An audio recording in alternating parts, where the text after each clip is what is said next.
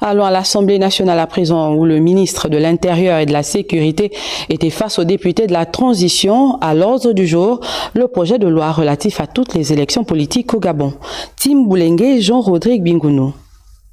Améliorer le processus électoral au Gabon, tel est entre autres le sens donné au projet de loi modifiant et supprimant certaines dispositions de la loi numéro 07/96 du 12 mars 1996 portant dispositions communes à toutes les élections politiques soumises à l'approbation de la représentation nationale par le ministre de l'Intérieur et de la Sécurité. Sous-tendant les motifs de la dite loi devant les honorables députés membres de la commission des lois, des affaires administratives et des droits de l'homme, Hermani Mongolt a précisé que le ministère dont il a la charge est désormais seul et unique garant de l'organisation de toutes les élections au Gabon. À cela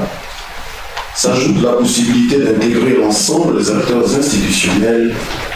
et des ministères techniques dans l'organisation du processus électoral,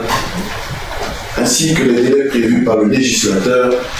pour la mise en place aussi bien des commissions électorales locales que de la convocation du collège électoral ou de toutes les opérations y relatives en cas d'élection référendaire ou politique.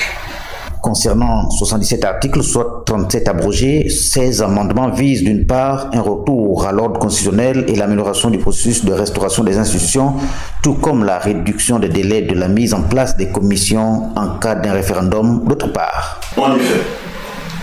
fixé à 60 jours au plus avant la date du scrutin, ce délai a été ramené à 10 jours dans le cas spécifique de l'élection référendaire. Ceci a l'effet de tenir le programme que se fixe le gouvernement pour l'organisation de ce rendez-vous électoral majeur,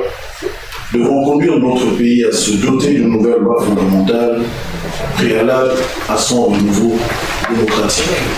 Ce texte important pour l'avenir de notre pays a suscité moult discussions de la part des honorables députés de la transition qui se sont entre autres montrés inquiets quant à l'arrivée prématurée de ce texte à l'Assemblée nationale au moment où toutes les forces vives de la nation ont le regard tourné vers les autorités en ce qui concerne l'organisation du référendum.